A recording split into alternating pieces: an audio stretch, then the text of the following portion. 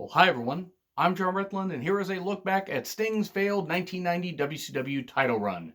It was a failure for a lot of reasons. There was unfortunately an ill-timed injury that prevented him from winning the title when he probably should have. But also, the company was being run into the ground by Jim Herd. It was going tits up and face first into a wall repeatedly, pretty much on a daily basis because Jim Herd was a goddamn idiot. But Jim Herd's complete lack of understanding of the wrestling business aside, why did this title reign fail? Well, it failed in part because they gave him horrible feuds afterwards. Even though he beat Ric Flair at the Great American Bash 1990, everything that followed afterwards was just terrible. And Sting did the best he could, do not misunderstand, but WCW couldn't really draw much of anything no matter who the champion was. But to understand why this title run should have gone so much better, we got to look back at the history. We've got to go all the way back to 1988. Where Sting had just come into the company a few months before. He was at Starrcade 87, and Ric Flair wanted to make him. So in the first ever Clash of Champions, going opposite WrestleMania 4, they had that 45-minute time limit draw. Great match. Flair wanted to establish Sting. I mean, he really did. He helped establish Sting as the guy, and the crowd was going absolutely apeshit. I remember watching that as a 7-year-old kid and just absolutely loving it because Sting was one of the guys that got me into WCW. Now, I mean, I liked Flair, don't get me wrong, even though he was the heel, he was still the cool heel. But Sting was the guy that got me into WCW. And even just at a young age, I always gravitated towards Sting. Even at his worst, I always thought the Sting was presented like a goddamn star. Even though there were times where I was like, what the fuck are they doing with him?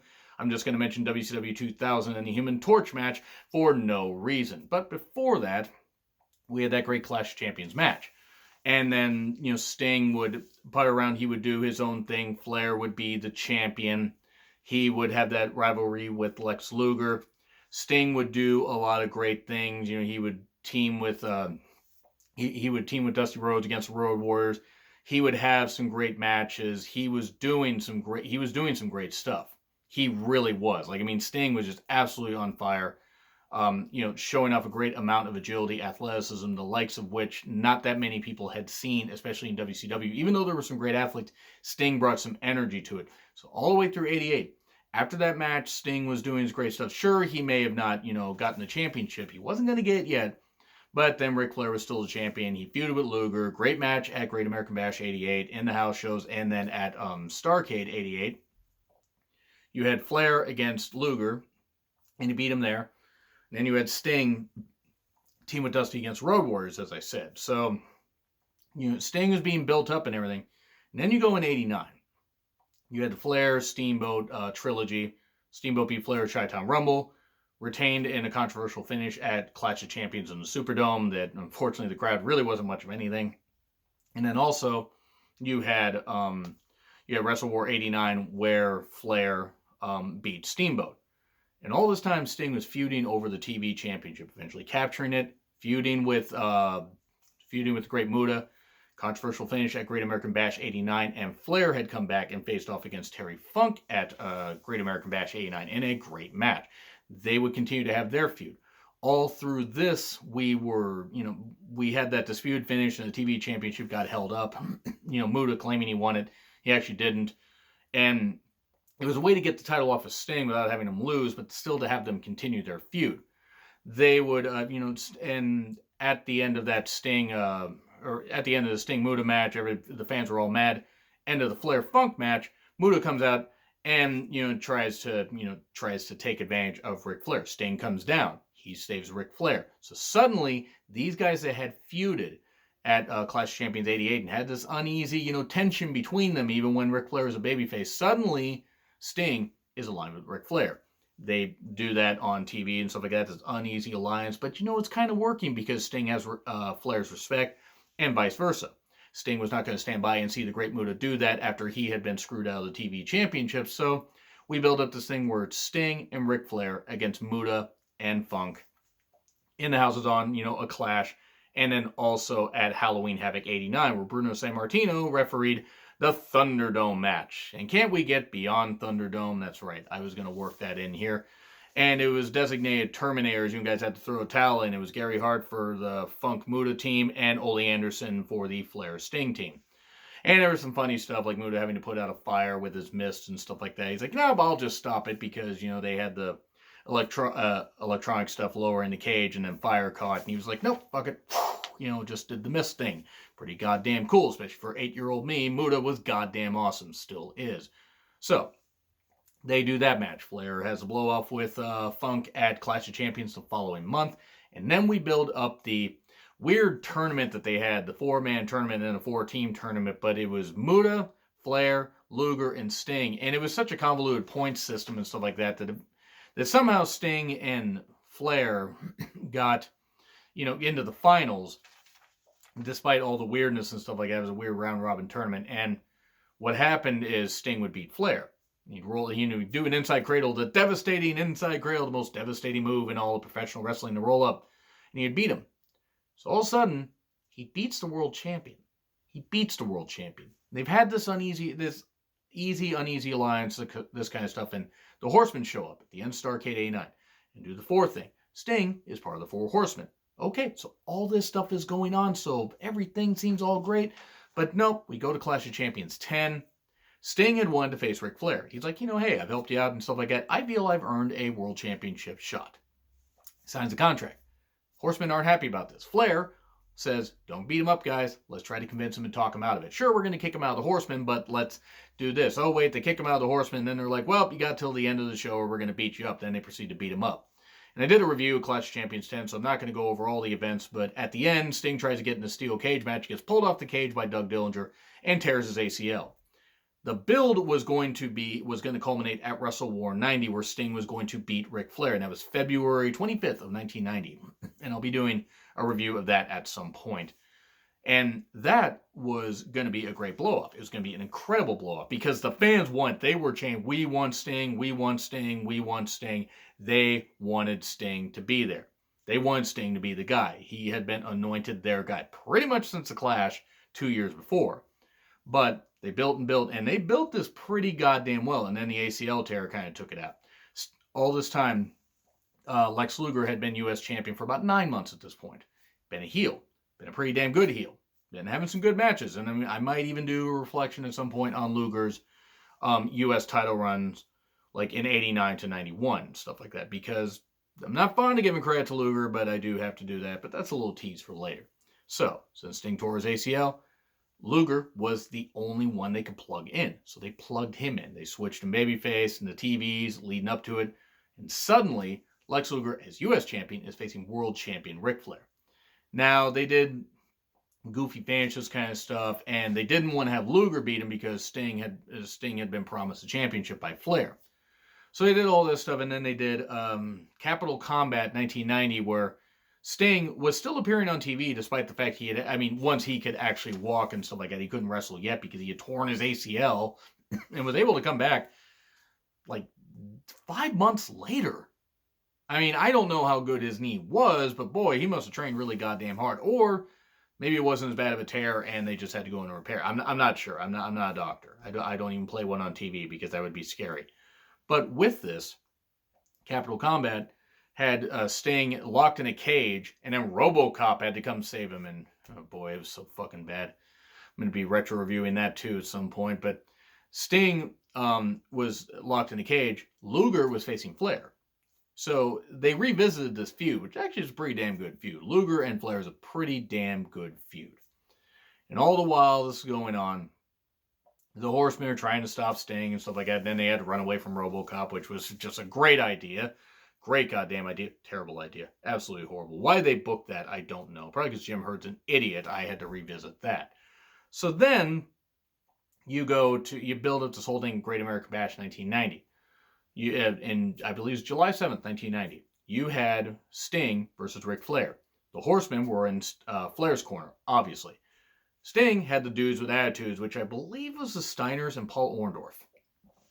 And from there, Elegante was handcuffed to Ole Anderson, and he had the rest of the Horsemen and stuff like that. And the dudes with attitudes stopped this whole thing. I think Junkyard Dog might have been part of it too. The whole point is they had a lot of guys there. And yeah, it was a little bit goofy with all the brawling and stuff like that between the guys to keep the Horsemen away. And Sting would beat Flair with an inside cradle. 1, 2, 3. He would win the championship. Crowd did go nuts. Now, they would have gone more nuts It happened to Wrestle War, but, ACL tears, injuries happen. That's not Sting's fault. It's Doug Dillinger's fault for that. I kid. Accidents do happen. How was he supposed to know that would tear the ACL? But from there, it was 5 months later, well, about 4.5 months later. Amazing, actually, that Sting was able to come back by then. And yes, the fans reacted. No, it wasn't the same, but they could have still salvaged it by giving Sting a great, series of feuds and then have the title switch back to Flair. They just didn't do that, unfortunately. They did not do that thing.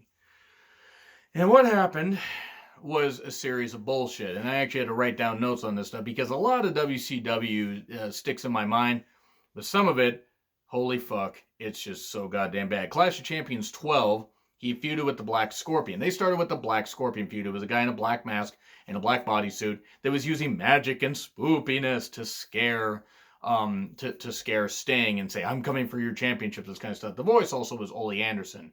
It's amazing that Ole Anderson would want to be associated with anything black, and if you know anything about Ole Anderson, you know why I said that. So, he faced off against the Black Scorpion at Clash of Champions 12, which I believe is in September. And the guy under the mask was Al Perez. Al Perez, who was somebody, you study up on him, he thought he should be a world champion. Now, he was a good hand in the ring. He was certainly not bad. He was certainly not bad in the ring. He had a good look. Some people liked him. But he thought he should be world champion, and no, he was barely mid-card in WCW, despite any talent that he may have had. And I think he also wrestled in Dallas a little bit. I haven't extensively studied the Al Perez career timeline, mainly because I don't give a shit, because the guy didn't last all that long, in the mainstream at least. So, with this, he beats the Black Scorpion, and there's weird old spoopiness and stuff like that. They kept this Black Scorpion feud going after Halloween Havoc when he took on Sid Vicious. Now, at one point, Sting was doing something where he brawled into the crowd, and then Sid comes back. Suddenly, somebody else comes out dressed like Sting. He looks like Sting, but he's not Sting. It's Barry Windham, cutting his hair to look like Sting. And then Barry Windham doing something where he picks up Sid and then tries to, slam him, but Sid falls on top of him. 1, 2, 3. Sid Vicious is the new WCW champion. Oh, wait, no, he's not. Here comes Sting. And then Sting does this where he beats Sid, and it's fucking terrible. It's fucking horrible. Absolutely fucking horrible. Who thought this was a good idea? And I like Sid, don't get me wrong. Well, the Arn Anderson scissored, incident aside, which is a bit unforgivable by both guys, to be perfectly honest, because they were drinking a lot, and they were stabby a lot. Thankfully, neither guy died. And that was before this. So yeah, Barry Windham is a fake Sting, and then you could have done the old Spider-Man meme thing where they're pointing at each other. But then they're building up more stuff with the frickin' Black Scorpion on the TV, and nobody cared about this stuff. It was fucking rotten. They did Starrcade 1990, where I don't know who was supposed to be under the Black Scorpion mask. I'm not sure if it was Al Perez or somebody else. I'm really not sure. It might have been Al Perez. But it was a steel cage match, and it was Sting's title versus the Black Scorpion's mask. So, and Starrcade 1990 wasn't all that great, by the way. I really should clarify. There were a couple good matches, but a lot of it was just like messy WCW, where even when they had some great talent, they didn't know what the fuck to do with it because, again, Jim Herd's a goddamn moron. So they did this weird thing where these multiple Black Scorpions showed up, guys in Black Scorpion outfits. It was like a cloning machine. And then they did this weird spaceshipy entrance, stuff like that. So apparently a guy in a black mask and a black bodysuit comes from space. I don't know what the fuck's going on. I don't think anybody in creative did. So we had the match. And there were some unique, moves for Flair. He was trying to pull out different moves. You could tell it was him under the mask. Just look, any camera shots when they got any shot of the face, and I'm not talking like a super close-up. I'm talking like something that's like right about like, where I am. And you put a mask on me, you'd be able to tell it was me. Well, you'd also be able to tell it was me because it's my room, but you'd be able to tell. They didn't even try to hide it, and it was just hilarious. And he tried to make it like, oh, he's the Black Scorpion, this kind of stuff. They have the match, and the match wasn't bad. It was clearly, at that point, the worst Sting-Flair match. But because Flair wasn't allowed to work like Flair, Horsemen interfere, all this stuff's going on, everything. And then Sting wins. They try to get it to where the Black Scorpion isn't going to be unmasked, and then he gets unmasked trying to get out of the cage. It's Ric Flair, and then the pay-per-view ends. So that was pretty much the end of Sting's title run, because then he would lose it like early January. So he'd hold it for 6 months because it was just after the 7th on January. And Ric Flair would capture the championship and hold it for a while until he had a contract dispute with Ric Flair. When he had a contract dispute with himself. He probably had a dispute with himself, like, what the fuck am I doing here? But he had a contract dispute with Jim Herd and left. All the while, Sting, was TV, U.S. champion, that kind of stuff. But looking at his title run, it was just such a failure, and it shouldn't have been. It should have been so easy to book him, have him face Luger at some point. Sure, maybe, you would have had two guys that were fairly, I don't want to say green, but maybe weren't ready. You didn't really have much of a leader, but you could have had something like that. Now, maybe it ultimately wouldn't have worked, but it would have been kind of nice. Now, they would have a couple decent matches later. Not in WCW 99 and 2000. Sweet Christ, not that.